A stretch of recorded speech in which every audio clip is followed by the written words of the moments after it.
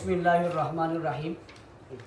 آج 2 ستمبر کو جو اجلاس کمالیہ میں قائد اہل سنت کی صدارت میں شروع ہوا تھا وہ 3 ستمبر میں ختم ہو رہا ہے، اور اس کے اختتام پر ہمارے جو جنگ کے معاملات تھے الحمدللہ اللہ تعالیٰ کے فضل و کرم سے، مخلص دوستوں اور ساتھیوں کی دعاؤں سے اور ان کی توجہ سے الحمدللہ آج ان کا خاتمہ ہو گیا۔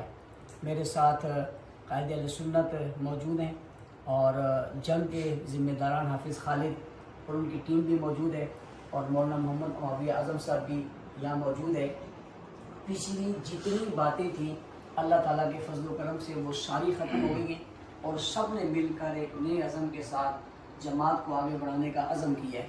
میں اس ویڈیو کے ذریعے سے اپنی تمام جماعت کے ذمہ داروں کو مبارکباد دیتا ہوں، اور کارکنوں کو جو ہے وہ خوشخبری سنانے لگا ہوں کہ ستمبر کے مہینے میں ہماری جماعت کی بنیاد تھی۔ 6 ستمبر 1985 کو مولانا جنگی شہید رحمۃ اللہ علیہ نے اس جماعت کی بنیاد رکھی تھی، اور ہم ستمبر کے مہینے میں جو ایک خلفشار پیدا ہوا تھا اس کو ختم ہو کر جماعت کے اندر ایک نئی روح پھونک رہے ہیں، اور لوگوں کے اندر ایک نیا جذبہ اور ولولہ پیدا ہو رہا ہے۔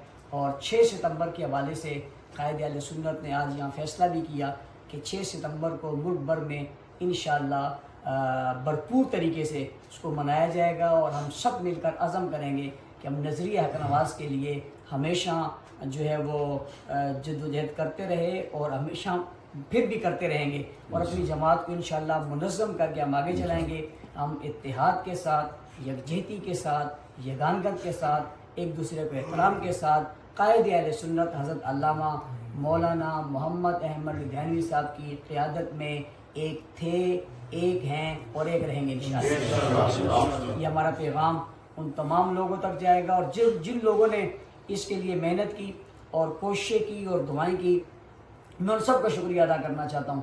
اور قائد اہل سنت نے جس محبت کا اظہار کیا، میں اس محبت پر بھی انہیں خراج تحسین پیش کرنا چاہتا ہوں۔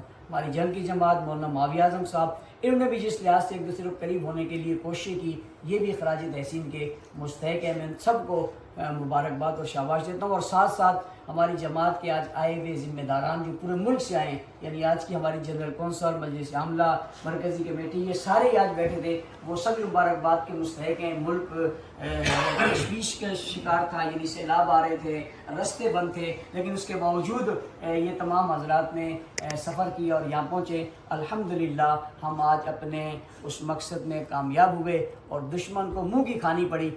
کل اس کے لیے میرے خیال سے ماتم کا دن ہوگا، اور ہمارے تمام دوستوں کے لیے خوشی اور اظہار کا دن ہوگا۔ اللہ تعالیٰ ہم سب کو ہمیشہ ایک رہ کر اور ایک ساتھ مل کر قائد اہل سنت کی قیادت میں کام کرنے کی توفیق عطا فرمائے۔ جزاکم اللہ خیر۔